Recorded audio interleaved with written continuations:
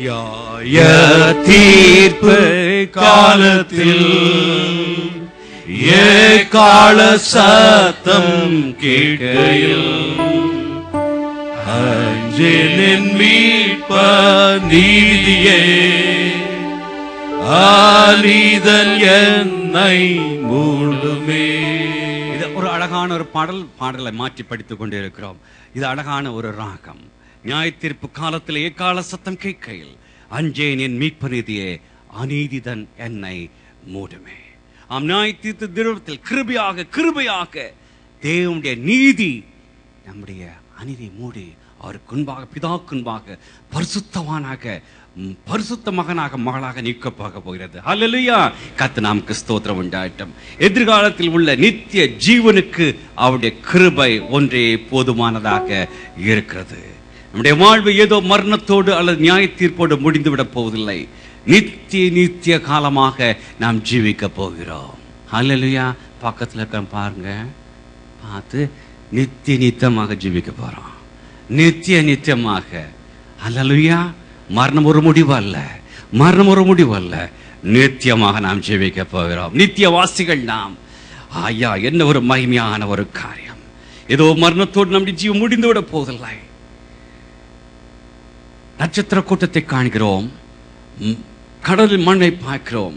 இவளை எண்ண முடியுமா? முடியாது. அவர் எண்ணினால் கூட நித்தியத்தை எண்ணிவிட முடியாது.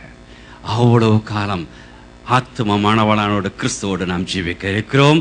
நாம் இழந்து போயிருக்கும் அன்பான குடும்பத்தாரோடு யுகமாக இருக்க போகிறோம்.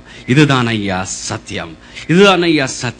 ஆனால் அதே சமயத்தில் இந்த உலகத்தில் அநேக நேரத்தில் பாடுகள், வேதனைகள், சோவினங்கள், பிரிவுகள் நம்மை தாக்கும் பொழுது சோர்ந்து போய்விடுகிறோம். ஆனால் இவைகள் இல்லாத ஒரு தேசத்தில் நித்தியமாக ஜீவிக்க போகிறோம் என்ற சத்தியத்தை வேதம் நமக்கு கொடுக்கிறது. அதுக்கு நம்மை ஆயத்தப்படுத்துகிறவர் ஒருவர் தான். அவர்தான் நானே வழியும் சத்தியமும் ஜீவனும் ஆயிருக்கின்ற கர்த்தராகிய இயேசு கிறிஸ்து.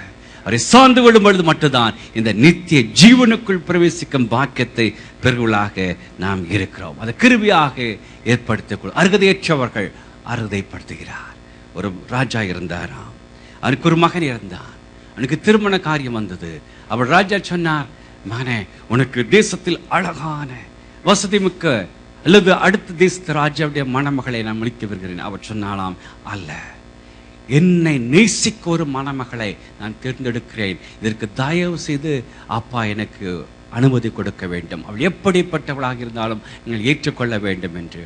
சரி மகனை, உன்னுடைய விருப்பம் என்று சொல்லிவிட்டார். உடனாக அரசகுமாரன் ஒரு கூலி தொழிலாளியின் வேடம் கொண்டு தேசத்தின் பல பக்கம் சென்று வேலை செய்ய ஆரம்பித்தார். ஆண்டுகள் சென்றன. ஒரு பெரிய விவசாயியிடம் போய் ஒரு கூலிக்காரனாக சேர்ந்தான். அவருடைய மகள் இவனை நேசிக்க ஆரம்பித்தாள். இவனும் நேசித்தான். ரெண்டு உண்மையாக நேசித்தார்கள். அந்த விவசாயியிடம் போய் மகள் சொல்கிறார், ஐயா, நம்ம கட்டப் போகிறேன். எதிர்ப்பு தெரிவிக்கிறார். அல்ல, எப்படி இவ்வளோ பண வசதி உடைய வயல்களுடைய நாம் நீ போய் ஒரு கூலிக்காரனை நேசிக்கலாமா என்று அவர் உறுதியாக இருந்து விட்டான். அல்ல, அவரைத்தான் நான் திருமணம் செய்து கொள்வேன் என்று. நடந்தது. திருமணத்திற்காக ஏற்பாடுகள் செல்லுமனும் செய்தார்கள். திருமணத்தை எளிமையாக நடத்தினார்கள். அவள் சொன்னான், அருமையான இந்த மனைவியை நாம் நம்முடைய தலைநகருக்கு நாம் சென்று பார்த்து வருவோம் என்று சொல்லுகிறார். உற்சாகமாக செல்கிறார்கள். தான் வருவதை ஏற்கனவே தகப்பனாருக்கு அவன் அறிவித்து விட்டான். அறிவித்த பிற்பாடு இவர்கள் ஊர் வாசலை அடையும் பொழுது அங்கு ராஜ வரவேற்பு காத்திருந்தது. பெரிய குதிரைகள் பூட்டப்பட்ட ராஜரதம், மேளதாளம், ராஜ மரியாதை, ஊரே விழாக்களம் போட்டிருந்தது. ராஜா தன் மந்திரிகள் படைசூழ வந்து இவர்களை வரவேற்றார். மணமகளுக்கு ஒன்றுமே புரியவில்லை. தன் கணவனிடம் தன்னை சுற்றி என்ன நடக்கிறது கேட்டால், உடனே அவன், என் அன்பான மனைவியே, நான் தான் இந்த நாட்டின் ராஜகுமாரன். நான் ஏழ்மை கோலத்தில் நீ என்னை நேசித்ததினால், நீ என்னை உண்மையாக நேசித்தாய் என்பதை அறிந்ததினாலே உன்னை திருமணம் செய்தேன். இப்பொழுது நீ இந்த தேசத்தின் இளவரசி. எனக்கு சகல அந்தஸ்தும் எனக்கு இருப்பதனாலே அந்த சகல அந்தஸ்தையும் நான் உனக்கு கொடுக்கிறேன் என்றார். ஆம், அவ்வாறு தான் பிரியமானவளே, தெய்வகுமாரனாகிய இயேசு திருத்துவத்தின் மத்தியராகியவர், சிருஷ்டிப்பின் அங்கமானவர், சகலத்தையும் இழந்தவராக மனுக்கோலம் எடுத்து ஏழை தச்சனுடைய மகனாக கருதப்பட்டார். ஆனால் அவரை யார் யார் இரட்சகர் என்னுடைய தங்கள் ஜீவிதத்தில் ஏற்றுக்கொள்கிறார்களோ அவர்களை எல்லாம் தன்னுடைய மனவாட்டியாக மாற்றி பரலோகத்தில் நித்திய வாழ்வை கொடுக்க இருக்கிறார். ஹல்லேலூயா, ஹல்லேலூயா. ஜான் வெஸ்லி சொன்ன காரியத்தை சொல்ல மட்டும் விடுக்க விரும்புகிறேன். ஜான் வெஸ்லி கர்த்தருடைய தாசன் ஒரு கனவு கண்டாராம். அவர் தன் செய்தி அடிக்கடி குறிப்பிடுவாராம். அந்த கனவை, அவருடைய கனவிலே அவர் நரகத்தின் பக்கத்திலே சென்று அங்கிருக்கும் வாசல் காப்புடன் இங்கு மெத்தடிஸ்ட் சபை மக்கள் யாரும் இருக்கிறார்களா என்று கேட்பாராம். ஆம், இருக்கிறார்கள் என்று சொல்வார்களாம். அப்படியா? அப்படி என்றால் இங்கு பாப்டிஸ்ட் சபை, ஆம் அவர்களும் இருக்கிறார்கள். இவர்கள் பெண்டெகோஸ்டல் சபை, ஆம் அவர்களும் இருக்கிறார்கள். அப்படியே நடந்து போய் மோச்சல் பக்கத்துல போனாராம். போயிட்டு இங்க மெத்தடிஸ்ட் சபையை சேர்ந்து யாரா இருக்காங்க? ஒருத்தருமே இல்லை. பாப்டிஸ்ட் சபை ஒருத்தரும் இல்லை. பெண்டெகோஸ்டல் ஒருத்தரும் இல்லை. ஐயா அப்படின்னு யார் தான் இருக்கிறா?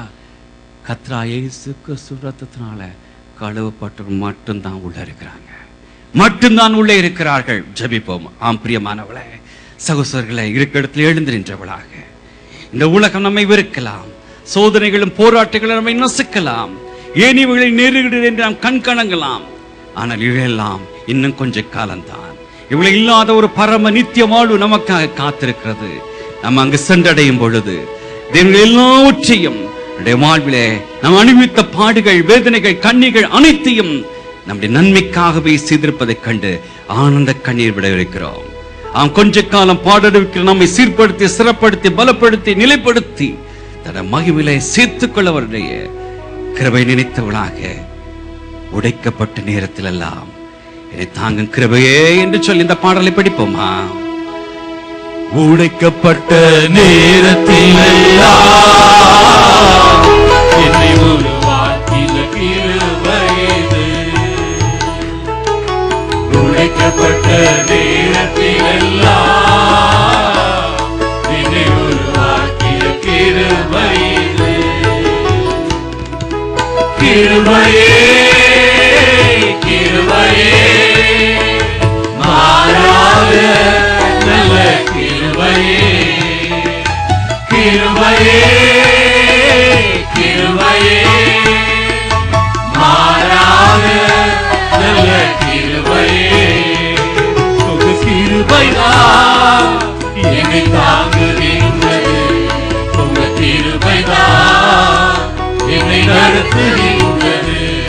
உங்க கிருபைதான் என்னை தாங்குகின்றது. உங்க கிருபைதான் என்னை நடத்துகின்றது. தமக்கு பயந்து தமக்கு கிருபைக்கு காத்திருக்கள் மேல் கர்த்தர் பிரியமாயிருக்கிறார். தேவனுடைய கிருபை எனக்கு இறங்கும் என்று கதறுவோம். கர்த்தர் எப்படிப்பட்ட வாழ்க்கையிலே சோதனைகள், பாடுகள், ஜீவிகள் வந்தாலும் நம் ரட்சிப்பின் மத்தியில் அவருடைய கிருபை போதும். பாவ சூழ்நிலை மத்தியில் அவருடைய கிருபை போதும். பாடுகள், வேதனைகள் மத்தியிலே தேவ கிருபை போதும்.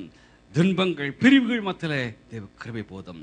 நம்முடைய எதிர்காலமாகிய மரணமை சந்திக்கும் பொழுதும், நியாய தீர்ப்பு தினத்திலும், நித்தியத்திற்கும் தேவனுடைய கிருபை போதும். ஐயா, கிருபை போதும். சொல்ல தாப்பனே, இந்த அருமையான இந்த காலை நீத்துக்காக நன்றி செலுத்துறாப்பா. எப்பொழுதும் கர்த்தருடைய கிருபை குறித்து தியானிக்கத்தக்கதான பாக்கியத்தை நிஜத்தில் கொடுத்த கிருபைக்காக நாங்கள் நன்றி செலுத்துறோம். இந்த கிருபையில எங்களை மூடி மறைத்துக் கொள்ளும் ஐயா. அப்பா, எப்பொழுதும் அந்த அன்பான குடும்பத்திற்காக நாங்கள் ஜெபிக்கிறோம் தாப்பனே. அப்பா, அருமையான தன்னுடைய கணவனையும் தன்னுடைய மகனையும் இழந்திருக்கும் அந்த குடும்பத்தாருக்கு சகல ஆறுதலின் தேவன் தாமே அவளை ஆறுதல் படுத்தி, பலப்படுத்தி, நிலைநிறுத்தி, கண்ணீரை துடைத்து கிருபினால் மூட வேண்டுமா நாங்கள் ஜெபிக்கிறோம். கிருபைக்கு மூடிக்கொள்ளுங்க. சகல துதிகரமைக்கு செலுத்துறோம். எல்லாம் வல்ல கர்த்தர் இயேசு கிறிஸ்துவை ஜெபிக்கிறோம். பரம்பிதாவே, நம்முடைய கர்த்தராகிய இயேசு கிறிஸ்து கிருபையும் பிதாவாக தேண்ட அன்பும் பரிசுத்தாவிடைய ஐக்கியம் அன்னின் வாழ்த்தலும் நம் அனைவரோடு இன்றும் என்றும் எப்பொழுதும் இருப்பதாக. தித்தரவாளனே அல்லேலூயா, பலத்தின் ஆவியே அல்லேலூயா.